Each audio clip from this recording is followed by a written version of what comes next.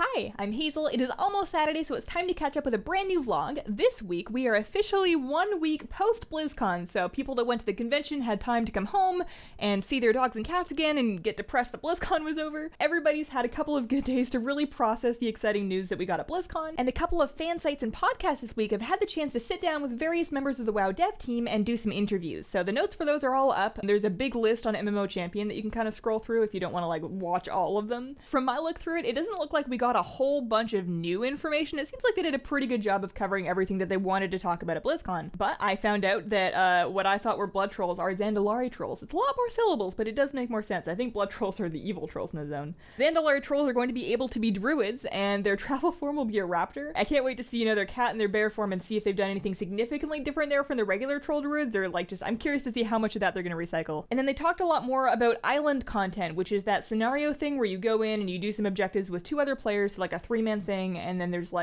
3 AI NPCs, or there's a PvP version where you actually fight real people. And that's a feature that I really think I need to try to understand, but they did talk about it a bit more. Specifically, there's going to be unique pets and mounts coming from that source, which, if anything, I don't know why that would make me more excited about it when I still don't know that much more about the gameplay. But I am. I'm always 100% on board to go farm something new for pets and mounts, You're gonna have a hard time keeping me out of it, so I'm excited. It looks like it's not an afterthought feature. It looks like it's something they've put some good work into making sure that it's going to be engaging and it's going to be replayable, and I just have all my fingers crossed that that works out well, because I think the game could really benefit from another, really replayable type of content. Mythic Plus is obviously one of the things that we got in Legion that was super replayable, but some other types of content that we got, invasions and then invasion points, not so much. They are replayable, and they took that extra step with invasion points to put them on new maps with new environmental mechanics, and you fight a different boss, and it doesn't help at all. I don't do invasion points unless I have to for that quest that has you do 3 of them. I don't touch them otherwise, because they feel exactly the same. So I'm really hoping that they've learned from that experience and that they're making these island scenario things. Are they just called islands? I feel like we need more words for people to know what we're talking about. But anyways, I really hope that those work out well, and I'm excited to try them whenever they become playable in a PTR beta-ish setting. Something else to come out this week, the Shadow plush that they announced at BlizzCon is available on the gear store now. A bunch of people, including myself, were kind of confused when they announced it, and then we went to look in the gear store and it was nowhere to be found, with no real indication of when it would be available, but it's up now, so it's fine. It has a light up rune in its forehead. $18 of the $30 purchase price goes directly to disaster relief charity. It's really fluffy.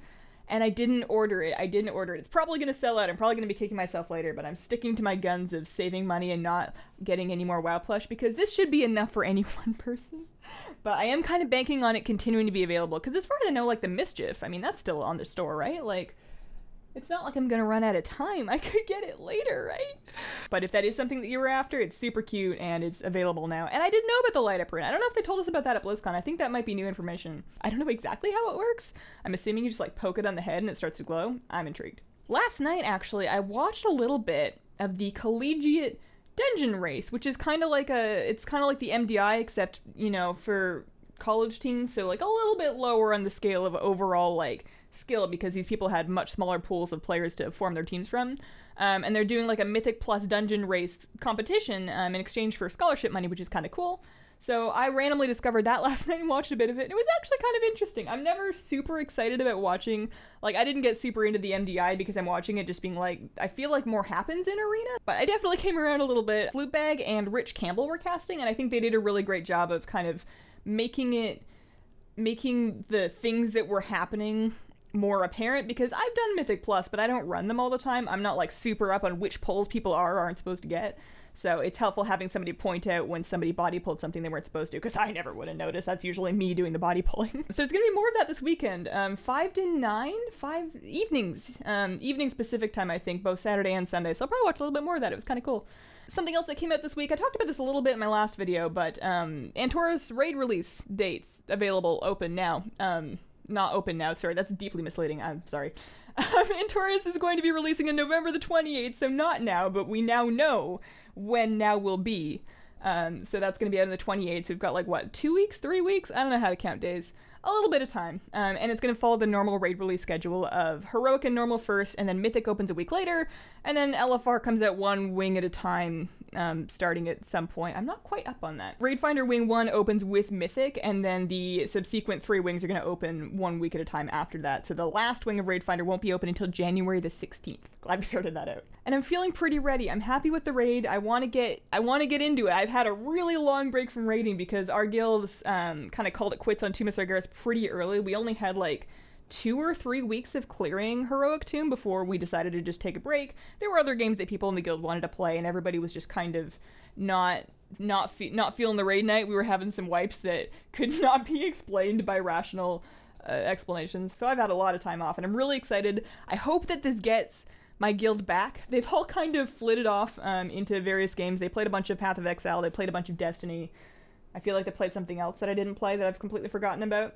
But they've just been like on adventures, and I have been just sitting here doing my world quest. So I'm hoping that most of them come back to me and we have our fun Wednesday and Thursday nights again, because otherwise I'm gonna have to get a new hobby that comes with some friends because it's very quiet around here. What else? I still haven't done the maze part of the Lucid Nightmare. So on stream, not last week because I didn't stream last week, but I think it was the week before, I did like almost up to the maze. I did a good chunk of the Lucid Nightmare puzzles. I later off stream finished them up to the maze. I haven't done the maze yet. I think the maze is the only thing I have left. So I might do that on stream. I don't want to promise it. I think I'm going to do some research and figure out how much I trust myself to map it properly while streaming and whether I think I can get it done in 2 hours. I don't know, but I might try. Stay tuned. Stream this afternoon. We're going to be back with a stream this afternoon, 3 to 5 Pacific, as always. I missed you guys last week, although I was very much glued to esports over the BlizzCon weekend. But I missed you guys. It's going to be good to be back. And if I don't do the maze thing, then my backup plan is time walking. There's Wrath of the Lich King time walking available right now. Questions from this week. Kristen asks, what are you most excited for and least excited for? I think I copied that question down wrong. I'm pretty sure that was in reference to the new expansion, and not just like in general. For Battle for Azeroth, I am most excited for, and this is going to sound really shallow, but I think it's because we don't know a whole lot about the new systems yet. But I'm really excited for the cosmetic stuff. I'm really excited for allied races. I really hope that there's new hairstyles. Obviously, for the allied races, there's hopefully going to be different hair than what we already have, but I hope that there's new hairstyles for, like, everything. I don't know if that's going to be the case, but I hope so. And, like, new mounts, and then new pets, and new transmog, and, like, new boss monsters, and regular monsters, and maps and stuff, like, just all of the art. All of the art, and bonus points if I get to wear it. I love the cosmetic stuff. I think that the WoW art team has done some phenomenal work over the last couple of years, and I just can't wait to like go explore everything and dress up in all the cool new stuff. I think that's gonna be really fun. Hopefully as a Void Elf if they end up being to my taste. Least excited for, and again, this is very preliminary because there's a lot of stuff we don't know, but I'm not feeling super jazzed about the Heart of Azeroth grind. That's the medallion thing that you power off with Azerite, which is totally different than artifact power. I need to know more about how that is different than artifact power and in what ways. They say it's not going to be grindy. I'll believe that when I see it. Right now, it just sounds like something that's kind of limiting. It's another thing that makes it kind of awkward to play alts because, you know, anytime you're doing something, you're either getting Azerite on your main character, or if you're getting Azerite in your alt, I mean, like, I just need to see how the system is set up to decide how much of an inconvenience that's going to be. But I have a hard time envisioning a future where I'm just like real excited about my medallion and my Azerite. We'll see. We'll see. Maybe it's going to be really cool, but that's the part that I'm least excited about as things stand right now. TFW asks, do you think we will see pet battle raids? Like you and 9 people bring 2 pets each and try to kill one giant boss. Do I think that we'll see that? No. No, I don't. I think that they are unlikely to add cooperative pet battle content to the game just because there's not enough people. Specifically raids. I think that a 10-person cooperative pet battle raid, imagine trying to find 9 friends that do pet battles that have appropriate level 25 pets. And then what if there's like a correct team of level 25 pets? Imagine trying to find 9 other people that have that and set up a time to do it. I have a hard time finding somebody in my raiding team that has 25 pets so that I can battle them while we're waiting for the raid explanation to finish. I think if it was designed really well and if they found a way around the community problem, the queue time problem, I think it would be kind of cool, but it's just something that I don't think is necessarily. I feel like pet battling works really well as a single player activity, kind of like archaeology, something that you do in WoW when maybe your friends aren't available, when maybe like we already have so many things to do in WoW with your friends. I think that it's okay that pet battling stays as one of those things that you can just do everything by yourself. Shingara asks, where did you see the races that the Void Elves could be? On the World of Warcraft website, there's a Battle for Azeroth page, and that has, under the Allied Races section, a list of all of the classes that all of the allied races can be. So I'm just going to link that. I'm going to link the official Battle for Azeroth page in the description of this video. So just like open up the description, find that link, and that will take you there and show you all of the Void Elf races as well as the races for anything else if you're curious. Because they definitely do have different class restrictions and class availability in some cases than the race that they were allied off of. Last question, Angry Fart asks, does Hazel stream on Twitch?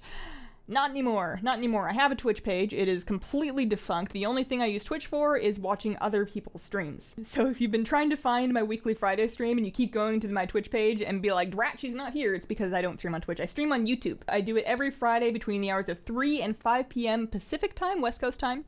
And I'm considering doing more streams. Once I really get on top of the videos that I want to do, once I get into like a really good rhythm, and this may never happen, but I'm always trying to get into a good rhythm of making videos and being happy with how many I'm putting out. Once I'm really happy with that, I'm considering doing another stream. I really want to do a weekly morning EU-friendly mount run stream. I think that would be really fun. And if you ever want to get notified when I stream or upload a video, the best way to do that is to ring the little bell. So on my page by the subscribe thing, there's a little bell thing. If you click that, you can opt into notifications. I have a couple of YouTubers that I follow pretty closely, and then whenever they upload a video or go live, I actually get a notification on my phone. So you can set that up if you want to be more aware of the streams, and hopefully it works. YouTube's had issues in the past, but I hope that works. Anyways, that has been my week. Thank you so much for watching. I hope to see a couple of people this afternoon in the WoW stream. Wish me luck if I decide to do the Lucid Nightmare thing. I'm really scared, guys. I'm so scared. I'm gonna get really horribly lost, and then I'm gonna be sad. Anyways, thanks for watching, and I hope you have a wonderful, wonderful day.